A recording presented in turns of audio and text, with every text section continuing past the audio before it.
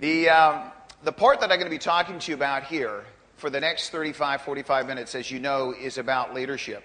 And it's interesting for a couple of people here in particular, Joe Garcia and my wife, especially my wife, have seen what has happened over the last 18 years that I've been involved in this industry. When I got involved 18 years ago, I was definitely not a leader. I was not a leader. And there's going to be a number of things that we're going to talk about today and a number of things that we're going to talk about tomorrow that are the keys to leadership. And for you to eventually have a massive organization around the world, all over Europe, so that you can walk away from this business if you choose to, but be able to get paid while you're sleeping. Who likes to get paid while they're sleeping? Yeah. Yes. If you want to have that, you need to have, obviously, a massive organization. To get that organization, and Joe did such a great job talking about what you needed to do to develop that organization, and he said, you get the best, they'll get you the rest. If you want to get that army, you don't need to recruit it. You need to get the generals. You get the generals, they'll get you the army. So it's not a lot of people that will develop your organization. It's just a few good ones. There's an organization right now that houses all of the network marketing companies in the world today. It's called the DSA. That's the Direct Sellers Association. And the studies show that 85 to 90% of the business that's being done by the millionaires in our industry, as Joe had shared with you, comes from 3 people. Just 3 people. I earn a massive 7-figure income from 3 people. Now, do you think you'll need to talk to more than 3 people to find those 3 people? Yes. Do you think you'll need to sponsor more than 3 people to get those 3 people? Yes. Do you think you will find those 3 people overnight? Will you find them over time if you continue to do what you have to do? If you continue to do what you have to do over time, do you think you could find 3 good people? Yes. Yes. One more yes. Yes. Yes. It will happen over time. Joe had talked about this individual in Toronto. Robin, my wife, knows this fellow. She was out of the room when Joe was talking about him. His name is Daryl Lawson, as Joe had shared with you.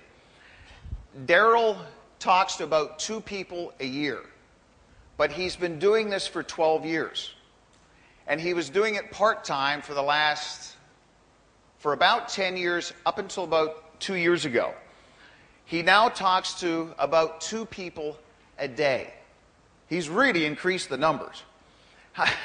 How many people feel that they can talk to at least 2 people a day?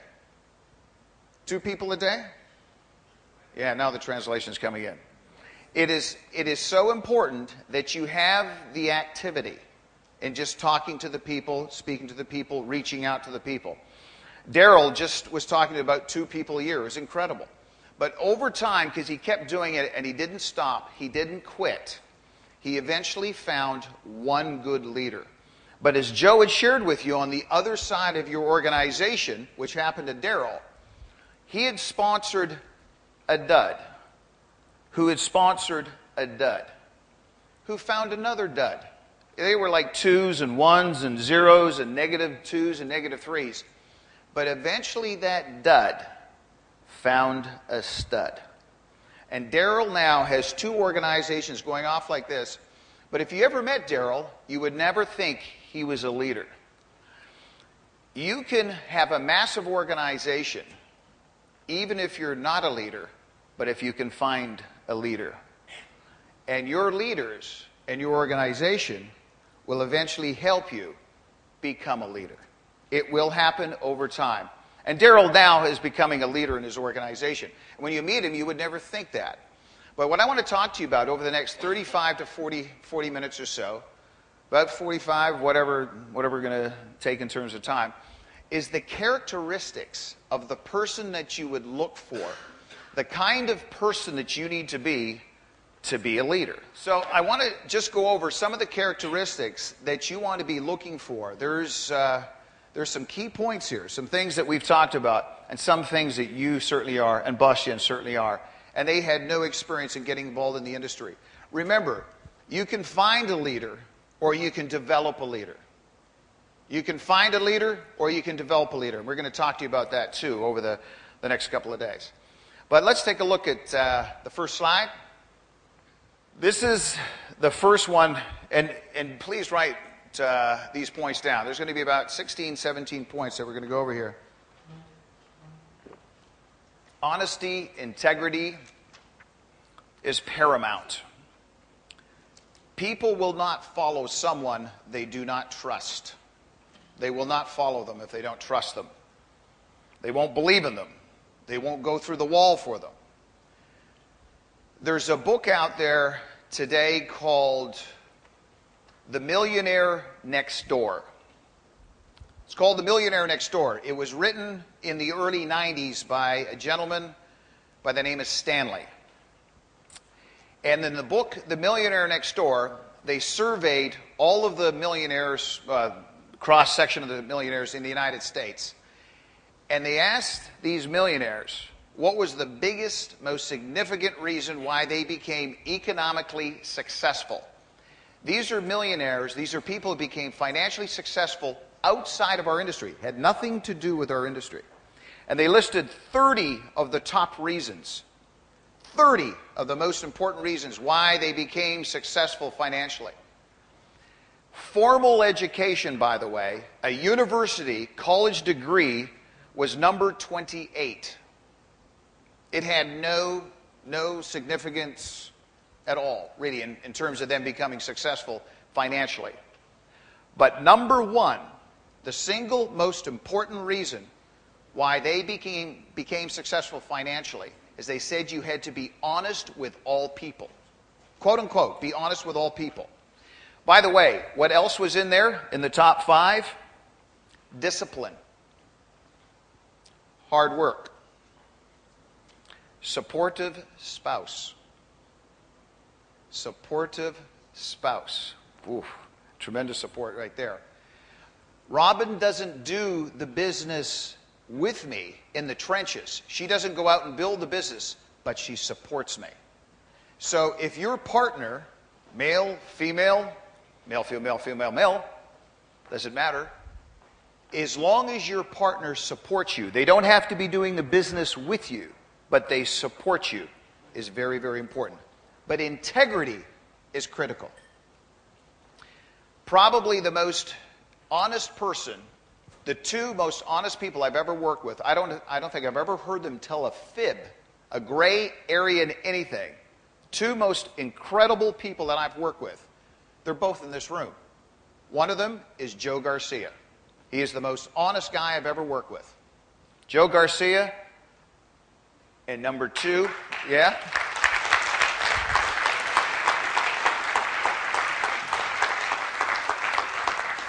Joe's people will go through a wall for him and with him.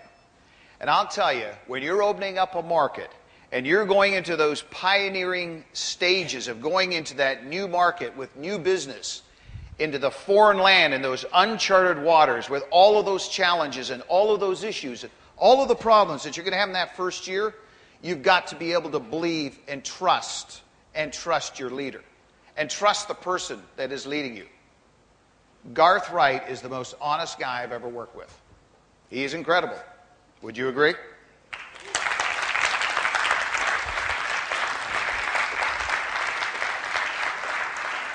How you doing? Good, very good. Number 2, confidence. This one's a big one. I did not have a lot of confidence in myself in the business 18 years ago. I had, they said you've got to fake it till you make it. They kind of say that in Hollywood. But you think about this. In history, think about in history, how many people have followed someone that wasn't confident? People just do not follow an unconfident leader, male or female. Some great confidence that we've got in this room, there's all kinds of them. But again, one of the most confident guys that I've worked with in Europe is Alyssa. And every time I'm around you, I just feel good. I just feel confident. You walk with confidence, you present confidence, and you have that confidence in that era and that aura about you. But it is so important that you develop this over time, the confidence in yourself and in the business. But if you don't have it right away, don't worry about it. If you personally don't feel that confident about what you're doing in the business, it will happen over time. And we're going to talk to you about how you can develop more and more confidence about yourself in the business. And that, again, will happen over time. But confidence is very important. We go to the next one. Desire. Narina, you and I were talking about this last night and earlier today. She brought it up. It was last night, the 3 most important characteristics when you get a brand new distributor started, and what do you look for? And these are the early signs. One of the first things that you look for in that brand new distributor, if they're going to be successful and an eventual leader, they need to have that burning desire. That red-hot burning desire. You know, in Canada, they say that there's one thing you can't do. And that's, well, they say there's a couple things you can't do. One is push a rope. It's very difficult to push a rope. You guys ever tried to push a rope? Did you guys translate that? Okay, you can push a rope in Canada in February as it freezes. You can't put toothpaste back in the tube. I still haven't been able to figure that one out. I still can't put toothpaste back. You will never find a leader who hasn't gone out and paid the price, who hasn't gone out and gone to work. There will be work involved. But in our industry, in what we do here with Lexus, this is hard work for just a few years. Just a few years to be in a position to do what you want to for the rest of your life. How many people are prepared to do what they have to for the next 2 to 3 years so they can do what they want to for the rest of their lives? It's it. That whole back row is very excited about that. Yeah.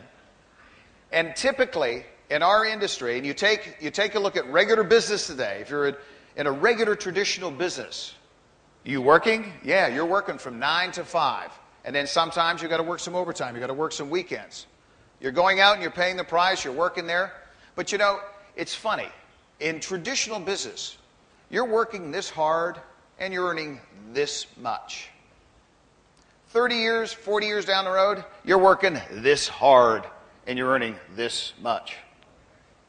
In our industry, in the very beginning, you're working this hard and you're only earning this much in the beginning. But in just 2 to 3 to 4 years, you're working this hard and you're earning this much. That's the difference. That's the difference. Teachable, coachable.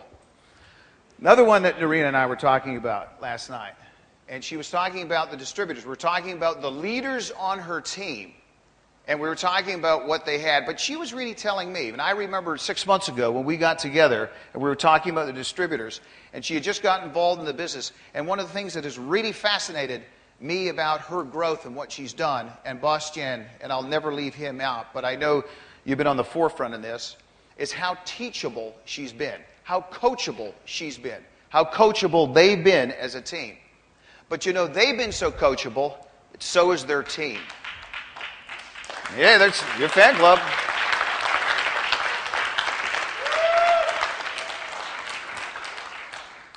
You know, years ago, when I got involved in the industry, 18 years ago, I came from traditional business. I was in the fashion industry. I was in the corporate world. I had my own importing company. When I got involved in this business, I saw the kind of money that was being made. And I was in sales and marketing in the fashion industry. And I thought, my gosh, if these guys can do this, I'm going to get real rich my way. So what I had to do is not try to reinvent the wheel. Joe talked about it. Jim talked about it. Angel talked about it. If we're all talking about it, that's a clue. That's a clue. It must make sense. You want to find people that are coachable, that are teachable. But But I'll tell you, leaders will always remain leaders if they remain students. Write that down. Write that down. If you want to remain a leader, you need to remain a student.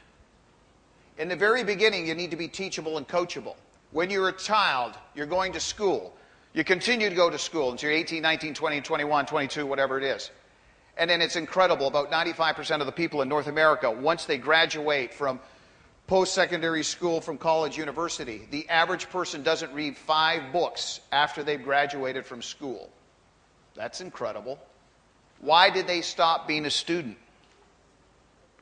You need to remain a student here to remain a leader. All leaders are readers. Leaders are readers. You know, Angel and I were talking about this just in the last 2 days, what books we were just reading. I'm reading 4 books right now. My wife will tell you the books that I'm reading. She doesn't even know all of the books that I'm reading. Not all of them have got to do with network marketing, but they've got to do on building yourself and growing yourself and developing yourself. You need to be teachable. You need to be coachable. I don't know if this will get translated, but 18 years ago when I got involved in the industry, I had to go through a mental enema. They understood. And a mental enema that's rinsing myself of everything that I'd kind of known before on traditional business. I kept the skill sets, but I had to understand that this was a brand new business. Be teachable, remain a student. We'll go to the next one. Focus. Focus. Focus is critical. Your people will see if you're focused.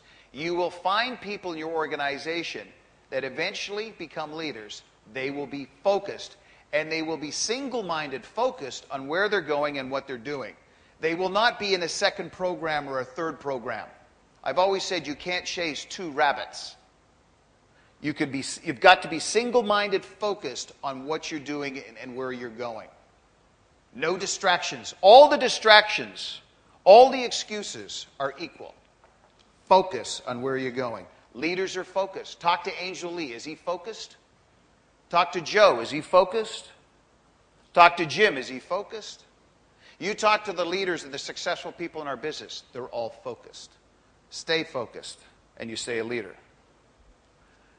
Enthusiasm. Okay? Are you guys enthusiastic? Yes. Have you ever met a really dull leader? Anyone? Have you ever met a very boring leader? They phone you up. This is the most exciting time of our lives. We're so excited today because we've got a big event. Mr. Catto's here, Mr. Angel's here, Mr. Joe's here, and Air Andre's here. I'm really, really enthusiastic. Are you enthusiastic? How excited are you? Are you guys going to get really excited? Have you ever heard a leader like that? Have you?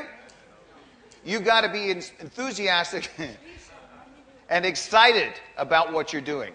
If you want to be a leader, be excited, get excited, do what you need to do to get cranked up, turn it on, turn it up, do whatever you need to do to crank it up, and you'll become a leader. Again, these are just some of the points, and it is so important. We go to the next one. Respect. You'll find most leaders, now there's some leaders that won't be getting the respect, but I'll tell you over time, if they don't get respect, for the most part, they won't remain a leader. You'll find one of the distributors in my 18 years that probably gets the most respect inside Lexus and outside Lexus, and he's in Lexus today, he's in this room today, is Angel Lee. I've talked to so many people that, and I didn't know Angel until just this past August, less than a year ago. And I talk to people who's in my organization or who's in our organization, how they're doing, and Angel's name comes up every single time. Every single time, these people are saying something positive about him. They like him. They respect him. They respect him mostly. His people love him. His people in his organization love him, and they respect him. And I'll tell you, it's hard to get both. But if you want to be a leader, a true leader, you've got to have respect. But you know how you get respect? give more respect. Would you agree? If you want more love, you've got to give more love. Does that make sense? If you want more respect, you've got to give more respect. What's it like with your children? If you're always harassing your kids or being negative with your children, how are they going to respond to you? If you give love to your children, give love to your spouse, what do you get in return? Do you agree? Do you agree? It's the same thing as your mind. You know, what goes into your mind is what comes out. Good in, good out. Junk in, junk out. What you put in your body is what comes out. Have you noticed with Angel Lee, when you talk with Angel, remember, he's one of the top distributors, not in Lexus, in the entire industry. He retired from this industry a number of years ago because he could and started doing other things in life. Came back in here because he wanted to, not because he had to. Didn't need the money. Already a multimillionaire. But every person that talks to Angel, what happens? Does he show you respect when you talk to him? Does he? He puts his hand out, puts his hand over top of your hand, shows respect. He says, sir, to me. I said, I can't believe it. Why is it? Don't say sir. He says, okay, sir. Yes, sir. Angel gives me and every one of us and all of his people, all of his organization respect. You as a leader, if you want respect, give respect. If you want love, give more love. Okay, next one.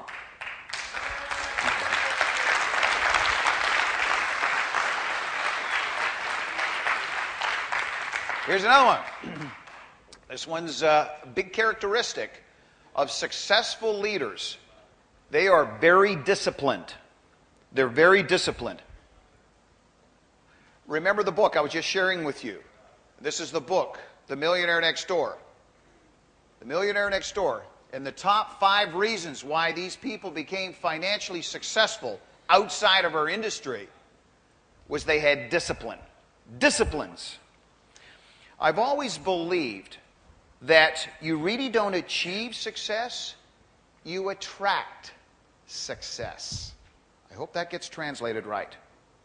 You attract success. If you are successful, what happens? You attract other successful people. Does that make sense? If you are not successful, do people want to be a part of what you're doing? If you are having no success in what you're doing, in whatever you are, do people want to be a part of what you're doing? They don't.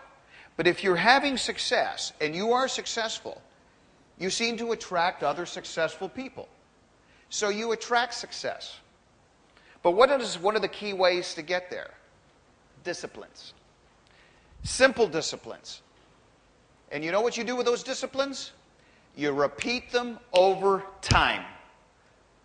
Take your simple disciplines and repeat them over time, consistently over time, you will have success and you will attract success. What are simple disciplines in our business? Well, a phone call is a discipline.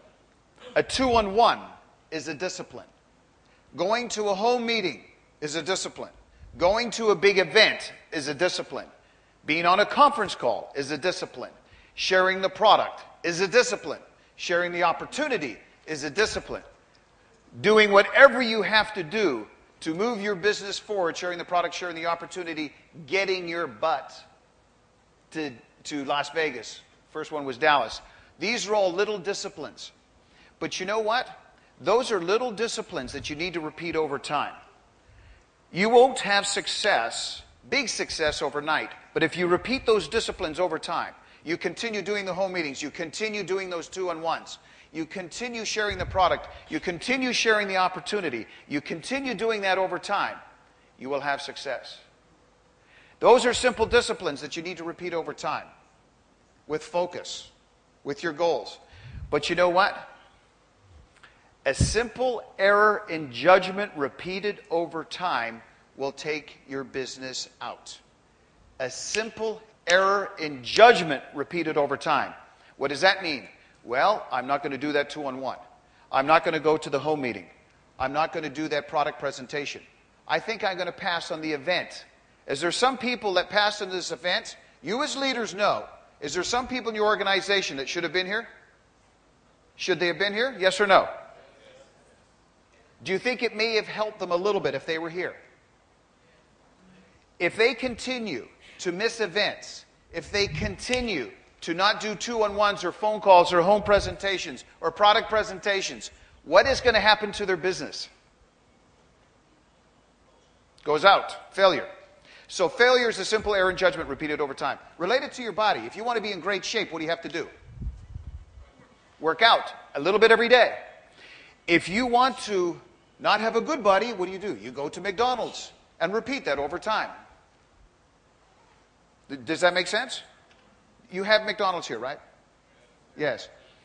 So you repeat that error in judgment over time, and you're not in shape. Well, how about your relationship with your kids? Relationship with your spouse? Your relationship with your kids. If you tell your kids every day that you love them, do you think you're going to get some love back and you'll have a good relationship with your kids? Yes? That's a simple discipline, repeating over time. But if you don't do it, and you don't do the good things with them, you don't spend the time with them, and you don't share that loving that you should with your child, and you repeat that over time, you won't have that good relationship that you want with your spouse or your kids. That's that simple error in judgment repeated over time. You know, Garth has been one of the best that I've seen, one of the most teachable leaders I've seen, most coachable people that I've seen. But he repeats and he's disciplined in what he does. And he continues to learn in what he does. But I'll tell you, as a leader, it is so, so important that you focus on what you want, but focus on those little disciplines that you need to do a little bit every day. Let's go to the next one. Patience. This is a big one. In the very beginning, when you got started off, and it was the first time you got involved in the industry, the first time you got involved in Lexus, and you didn't know what was going on, and you started to ask some questions. And you started to ask all kinds of questions that you thought were so important to you. Now you go 6 months later, you go 9 months later to where you are now, and you have that same question coming to you from that brand new distributor. And 9 months ago, 6 months ago, 12 months ago, whatever it might have been, you thought these were the most important questions. But now you as a leader listen to these questions and think, oh my God, they're asking me these questions. It's unbelievable. I can't believe they're asking me these questions. Why are they asking me these questions? Never forget where you came from. You need to write that down. Never, ever forget where you came from. That is so important. If you want to be a leader, you have to have patience with your people. Patience with them in the very beginning. When you're holding their hand. As a parent, you can relate to that and holding the hand of that brand new child. That little babe that came into the world. You've got to have patience with them. Doctors, successful physicians have got lots of patience, right? Does that translate right here? Yeah? If you want to be successful as a leader in our business, you will need to have patience. If you don't, you better develop it. Go to the next slide. Okay, persistence. Persistence, never giving up, never quitting, never stopping. Winners never quit. Quitters never win. Winners never quit. Quitters never win. Persistence. Doing that little bit every day. Never quitting, never stopping, never giving up. Persistence is so important in those early days, those early weeks, those early months. Those early months in that first year in a brand new market, where we are right now. I've shared this story before with the leadership, and we've got a lot of leaders in the room. Unfortunately, the people that we've got in this room today, some of you won't be here 1 year from now. Some of you will be here 1 year from now. I guarantee you 3 things. I guarantee you 3 things. I've done this for 18 years. And I've opened up countless countries and countless markets. It happens every time. Every time. The first year is the toughest. The first year is the hardest. You have the most problems, the most headaches, the most challenges. It can be the most exciting, too, at the same time. You've got the biggest ups, you've got the biggest downs. Excuse me, in America they call it a roller coaster. Do you have roller coasters here?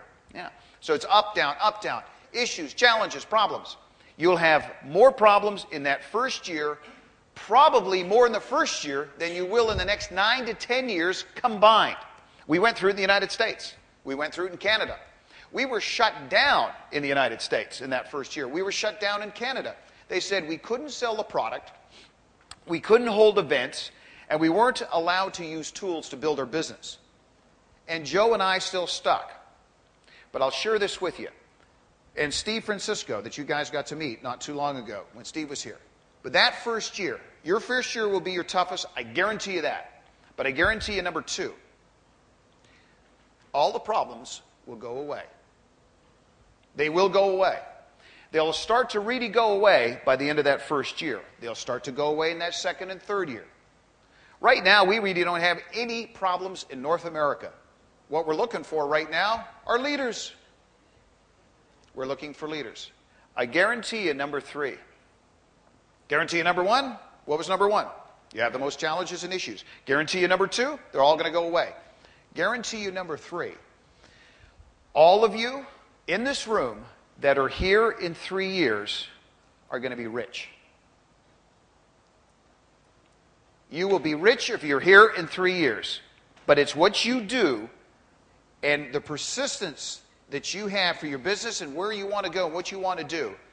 It's between now and then, excuse me, that'll make up if you're going to be here or not.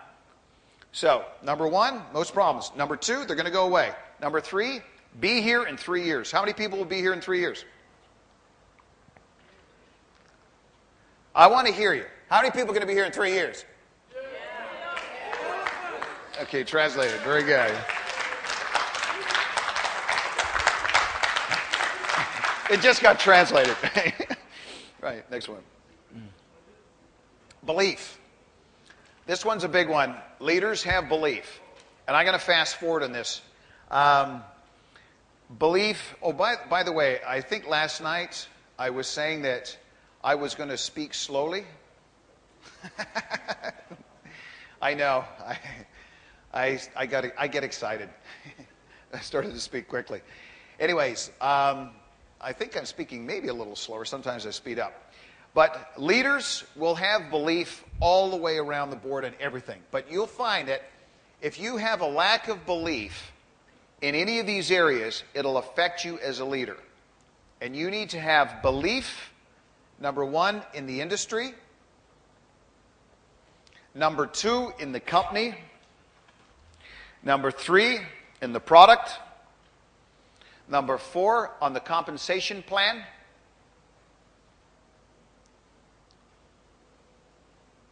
And number 5, most importantly, thanks, Liz. In myself, exactly. Number 5, most important, is belief in yourself. And tomorrow, I'm going to talk to you about how do you get the belief in all of those. Okay? But those are very important. For you to be successful, you need to have belief in those areas for you to ultimately be a leader. Let's go to the next one. Goals. The goals have been written down several times today. It's actually been written down at least 3 times because my 3 colleagues talked about this. This is another clue. When you have Jim, Joe, and Angel talking about goals, and Dan is now talking about goals, it is so, so, so important. Now, I know a bunch of you have already done this, and I've done this exercise before. But first of all, before I get in this exercise, write this one down. Write this down. Long-term goals will overcome short-term frustrations. Long-term goals will overcome short-term frustrations. Now write this one down. What goals would you set if you knew you wouldn't fail? What goals would you set if you knew you wouldn't fail? Whew. How big would your goals be? You want to have them realistic, but you want to stretch yourself. Remember, the goals that you set, your goals are the legs to your dreams. We're going to talk about that in a second. Write it down. The goals, your goals are the legs to your dreams. Now, when you have your goals written out and you've gotten them written down and you know what they are, write this down.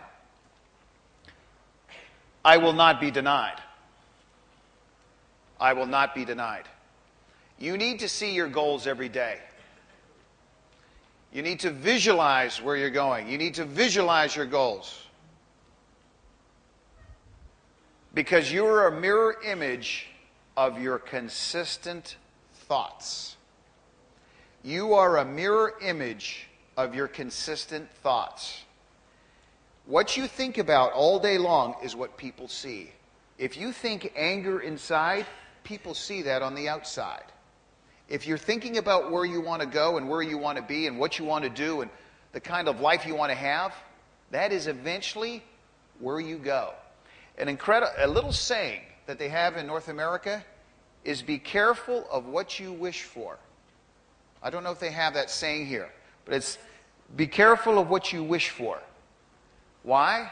Because of it's what you're thinking about. And if you're thinking about your goals and you're thinking about where you're going all the time, it's funny of what happens. 18 years ago, and I got involved in this industry, my coach, the only millionaire I knew, Dan Catto, broke, sick, unemployed, living with my mother and my father, just started dating this pretty lady who believed in me. I don't know why. Robin. So, I knew one person that was a millionaire, and that was my coach. And I'm broke. I'm at the worst point of my life. And I went to my first training by a millionaire. The only person that I knew that was making over $100,000 a month. And he was only 25 years old. Excuse me. His name is Jeff. 5 minutes into the training, he says, he asked this, how many people believe in goals? Everybody raised their hand. This is the meeting. He said, how many people believe in goals? And everybody raised their hand. Then he said, okay, how many people have their goals written down? And not everybody had their hand up. Some people started to bring their hands down. So, people believed in goals. They knew what their goals were. They had their goals written down. But then he asked this, how many people have their goals in their pocket right now? And not one person had their goals in their pocket. He said that the day he started doing that, putting his goals into his pocket, it changed his life. It was a clue. That day, I started writing down my goals. But I started writing down my goals, and I would see them every day. I would put them in my pocket. I want to ask everyone here, how many people believe in goals? How many? How many of you believe in goals? How many people know what their goals are? How many people know what their goals are? Know what they want? How many of you know what they want? How many of you got it written down? Okay. How many can bring out their goals in 5 seconds and show me their goals? In 5 seconds. How many people? Stand up if you can do that. Congratulations. Congratulations. That's a huge step towards a successful future. Dan Catto has got his goals written down. Here's my goals. Gang, if you want to take a major step towards a successful future, get your goals. Know what you got to know what you want. But it's so important to know what you